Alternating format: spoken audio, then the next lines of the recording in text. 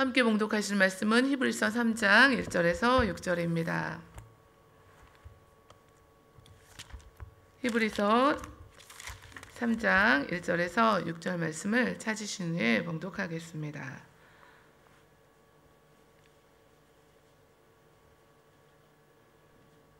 함께 이 시간 봉독하겠습니다.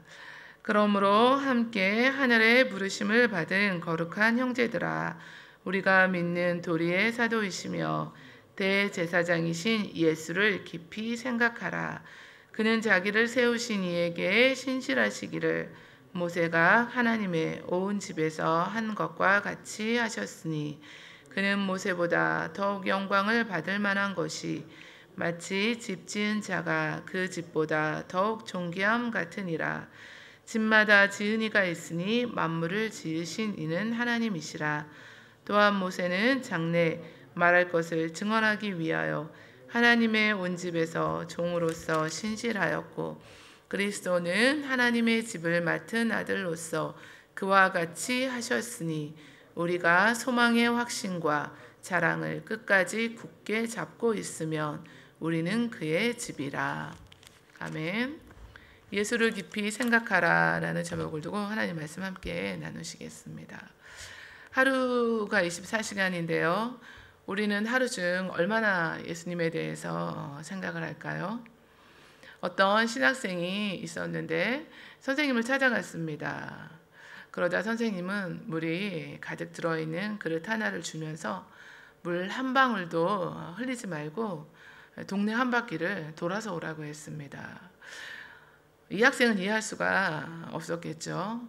왜 이런 걸 시키실까 그런 생각을 했지만, 물이 한가득 들은 그 그릇을 들고 한 방울의 물도 흘리지 않으려고 애를 쓰면서 조심조심 이렇게 동네를 겨우겨우 돌아서 왔습니다.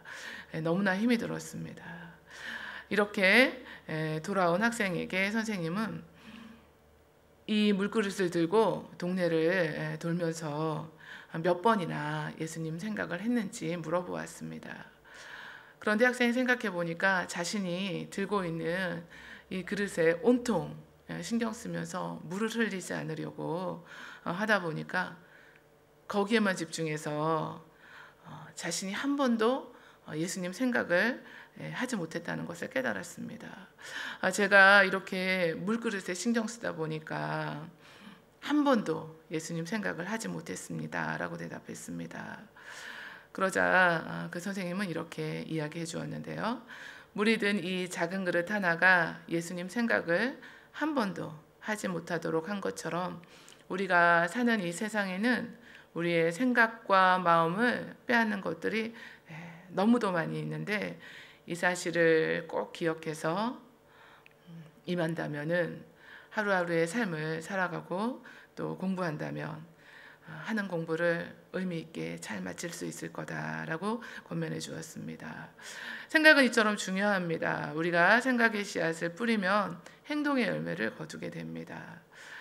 오늘 본문은 우리에게 우리의 생각을 고정시켜서 예수님을 진지하게 깊이 생각하며 예수님께 집중하라고 말씀해 주고 있습니다.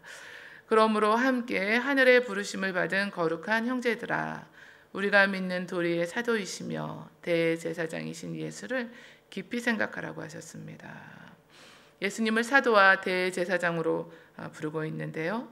유대인들에게는 인간으로 가장 높은 종교적 권위자는 대제사장이었고, 그리스도인들에게는 가장 높은 권위의 인물이 사도였습니다. 사도는 보내심을 받은 자라는 뜻이 있는데요. 예수님은 하나님의 사도시고 대제사장이라고 말씀을 주고 있습니다.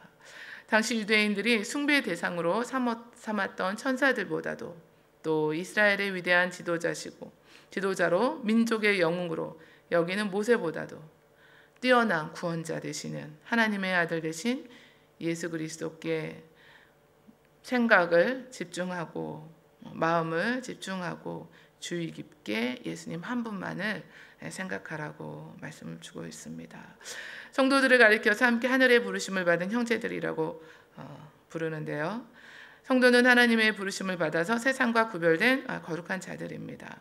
하나님의 영적 자녀들인 저와 여러분들은 온통 우리의 그 눈길을 끄는 것들이 많이 있습니다.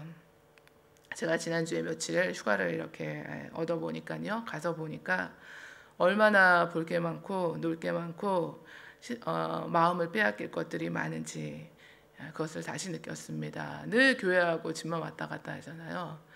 그런데 이제 며칠 이렇게 밖에 나가 보니까 정말 마음을 또 우리 생각을 빼앗는 것들이 참 많구나, 그것을 느꼈고, 그러면서도 그 많은 사람들을 보면서 저 사람들 중에 정말 구원받은 하나님의 자녀는 얼마나 될까, 그것들을 또 생각해 보는 시간이 있었습니다.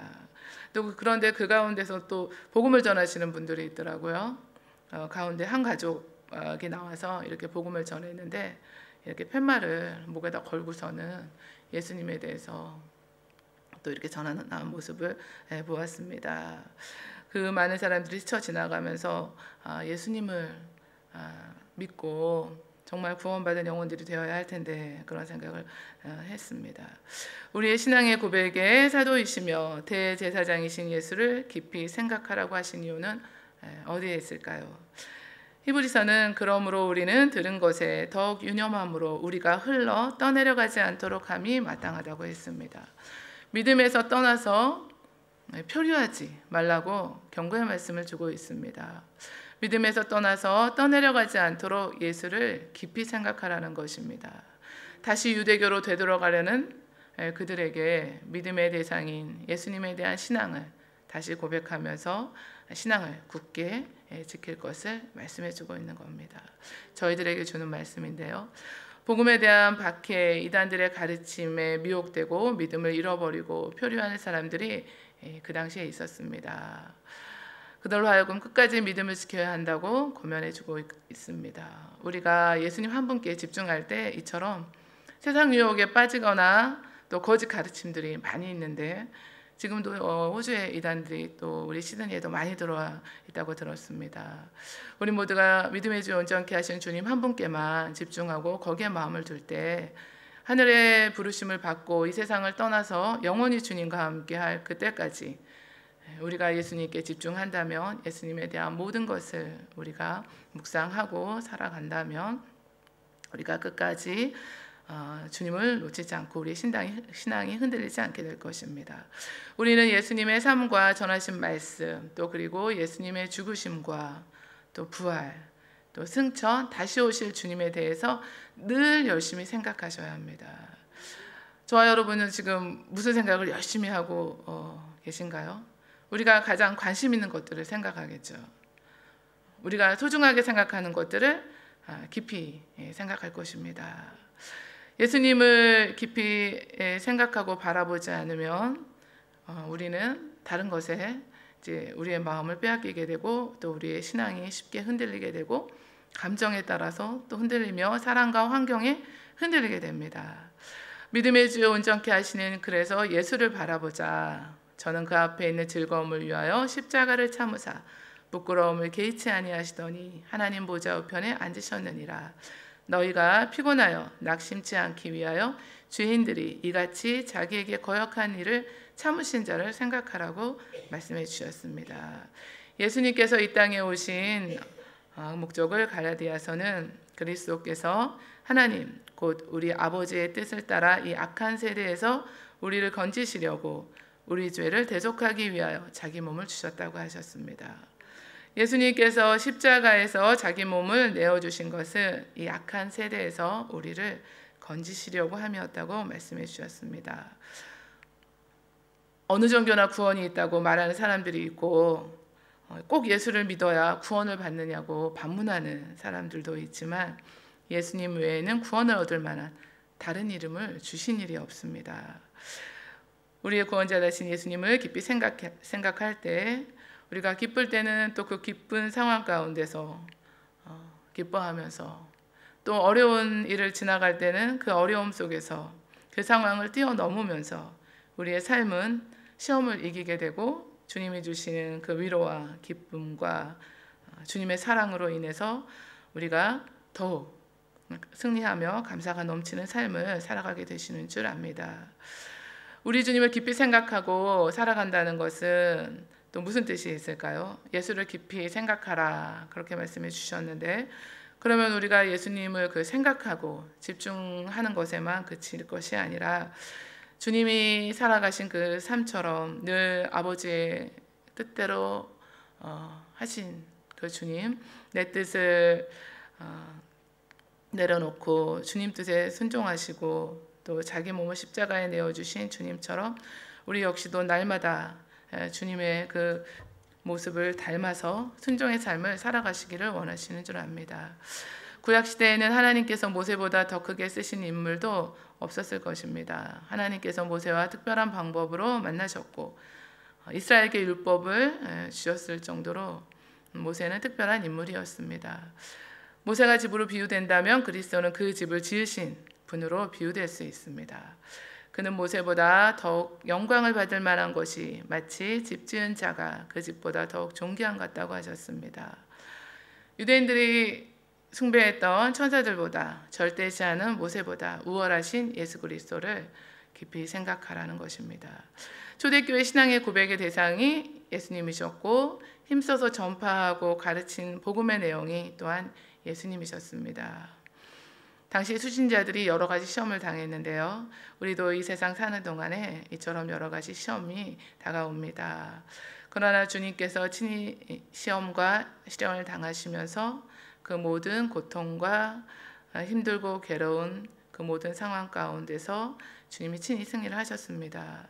그리고 우리의 연약함을 아시고 우리를 능히 도우실 수 있습니다. 그래서 우리가 주님 한 분을 깊이 생각하고 바라보아야 하는데요.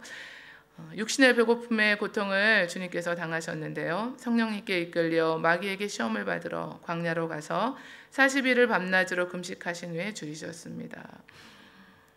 마귀는 예수님께 십자가 죽음이 아닌 더 수월한 방법을 택하라고 유혹했습니다. 바리새인과 늘 사람들로부터 또 시험을 받으셨는데요. 가족들로부터 또 가까운 제자들로부터 외면당하고 배신당하는 고통도 당하셨습니다.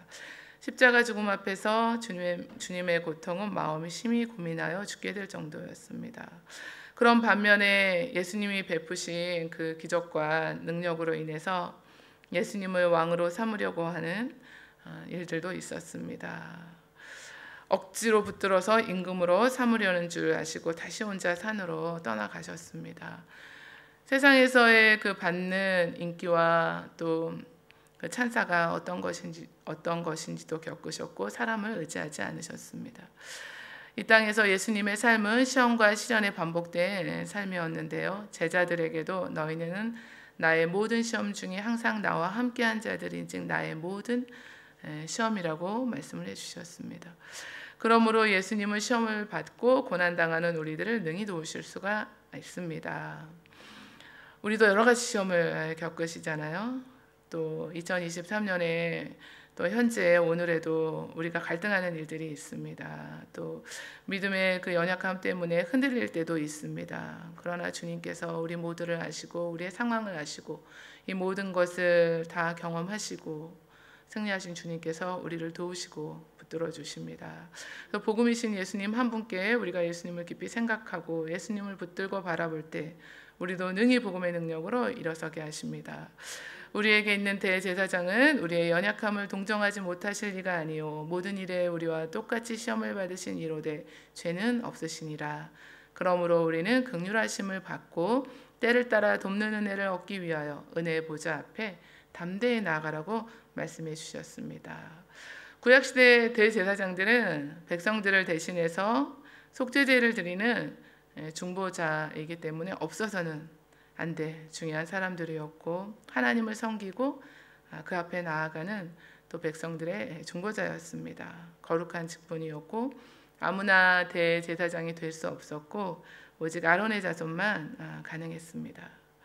그러나 구약의 대제사장들도 연약한 인간에 불과했고 완전히 의로울 수 없었고 그들 자신도 자신의 죄를 위해 제사를 드려야 했고 백성들을 위해서 드리는 속죄제도 완전한 것이 못 되었습니다.